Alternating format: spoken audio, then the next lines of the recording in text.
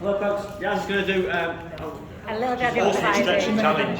Yeah, so while that loads up, I'm just going to talk to you guys a little bit about stretching challenge. It's not exactly the most fun topic that I've got, but I think for the last couple of years or so, I think I've kind of added a lot more activities into my lessons to make sure I stretch and challenge my learners a little bit more and just go a little bit further. I'm going to show some tricks and some tips that I use in my lessons. But really recently, just while I let this load, I'll just tell you about something that I've been doing recently. So any of you guys heard of like the metaverse, NFTs, cryptocurrency? Okay, so that's something that the students are really interested in at the moment. So what I've started to do is, we've started to have this questioning, especially because I teach innovation and enterprise. So we've been talking about if you could wake up 10 years ago, so have all the knowledge that you have today of the pandemic, of cryptocurrency, the metaverse, everything that's about to come, but you wake up 10 years ago, so for me it'd be 18 actually. So if I was to wake up at 18, what would I do? Stop bragging, it's just bragging in.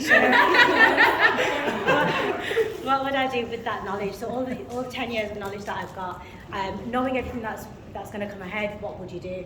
So it started forming like a few questions. So groups of learners started saying, oh yeah, I'm going to put all my money in cryptocurrency. And I was like, 10 years ago you were 6. Where is this money going to come from? So then from there they started to say, well, I'll tell my parents to put all their money. I'm like, okay, how would you do that? So from there I started off with like little pitches. I'm like, oh, by the way, you've just done a really good pitch to me. I could be an investor potentially.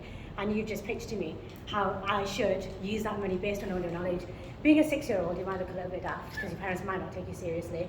But it's just a really good way to stretch learners and get them thinking outside the box, just a little bit further, what they would do. So without saying to them, you're doing a pitch to the investors, they have to think about everything that's happened in the 10 years. But with innovation and enterprise, with that unit in particular, it's all about analysing your risks, seeing how and what you could do to predict future trends. So it's almost like a backward sort of learning to get them thinking outside the box. So that's one of the ways I'd stretch and challenge. So while this loads, get you guys to, if you guys woke up 10 years ago, everything's the same. Your family, where you lived, your kids, if you've got kids, you're the same age. 10 years ago today, if you woke up with all the knowledge that you've got, so it was almost like all of these 10 years was a dream, what would you do differently, especially for like business-wise, career-wise, is there anything you do a little different? So I'll give you some time to think about that and discuss. And I'll just pick a few. Yeah, 10 years ago I was working at Preston College. I was nearly at the end of my first year of my original PGCE. At this point, because I had so much pressure. I was teaching five levels. You did sack it up, or you want to do it again? So I'd do it again, yeah. No, and I wouldn't sack it off. I'd finish it, yeah. I'd finish it. No, that's what I did 10 years ago, because I just... 10 years ago today, with all the knowledge that you've got, does anyone have like a really fun example? Okay, what would you do? I would have invested in Tesla. Tesla. Okay. Yeah, so this is basically the point where I would start stretching challenging. So there'll be a couple of learners, I'll come in, they'll talk about their knowledge on Tesla.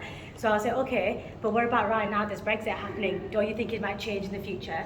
Because although we're looking at the past 10 years, so then they'll start saying things like, well, I'll pull out my money before that, or I'll make sure I take all the money back, or with cryptocurrency, a lot of students say, well, they'll invest in that, although they were 6. They do tend to tell me that they're not entirely sure what crypto is. So I'm like, okay, so maybe we need to find out about that. How would you find out? The internet doesn't have that information yet. So I'll just show you some examples of some strategies that I use.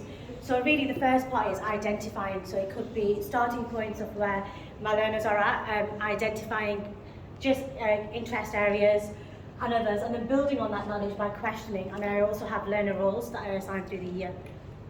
So the identification of pre-assessment. So the really popular ones for business, and I know it's across board, is your NFTs, traveling, social media. So a lot of students say social media they would pick up on that a lot earlier. They will start with it, influencing, so to speak, of Molly May, because she came up with the 24 hours recently. And then I just got a little bit of a throwback. This I use specifically for my 10-year throwback session, where we talked about, Nick Allen said he's really glad he didn't buy into the Bitcoin mess. And someone said, is this guy still alive? And he said, alive but dead inside, because how much money he lost out on. We also do pre-assessments, where we sort of have a starting point for learners before every unit. We also have like intermediate ones where we do, after about a month or so, we'll have another assessment, see where you're at, how much you've improved from there, or what we can do further. And then building on that experience, one of the biggest ways that I stretch and challenge my students is by asking a question.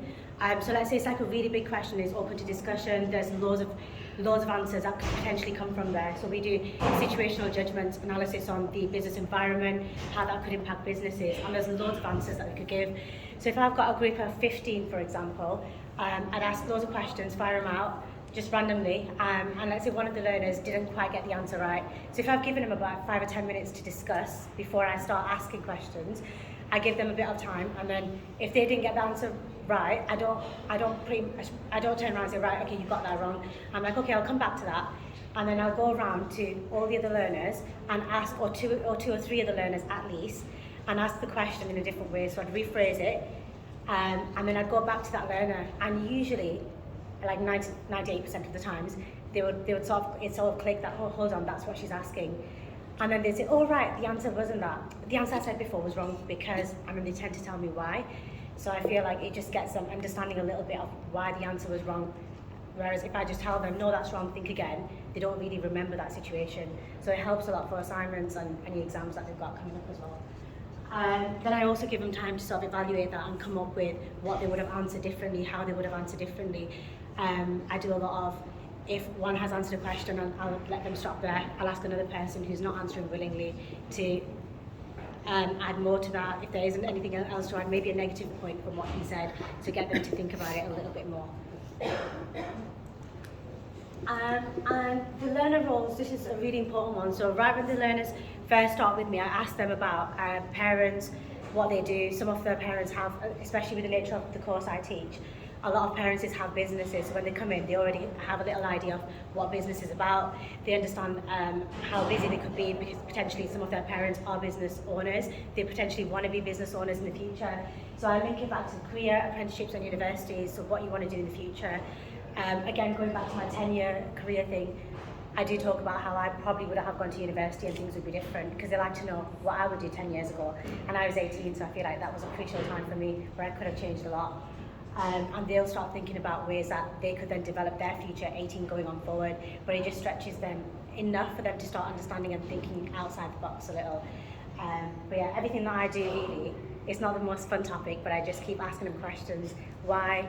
Can you add a little bit more to that? I don't really start in terms of, I'm a bit relentless, I carry on. If they don't give me an answer and I don't feel like it's enough, I'll say, okay, could you go a little bit further with that? And if it gets to a point where it's just awkward and they can't give me any answers, I'll then move on. But I will come back to that learner. And I think that's probably one of the ways that I stretch and challenge. And in my questioning techniques, which is just why, how, can you elaborate further, can you give me an example? I use the terms evaluate and justify a lot. So they're really used to that, because I teach some really, really big assignments. And so in order to not mark the distinction work again, I just say, right, okay, can we justify the answers in discussions, and then they know how to justify when it comes to work and how to link that back. And that's really about it. There's not a lot to stretch and challenge.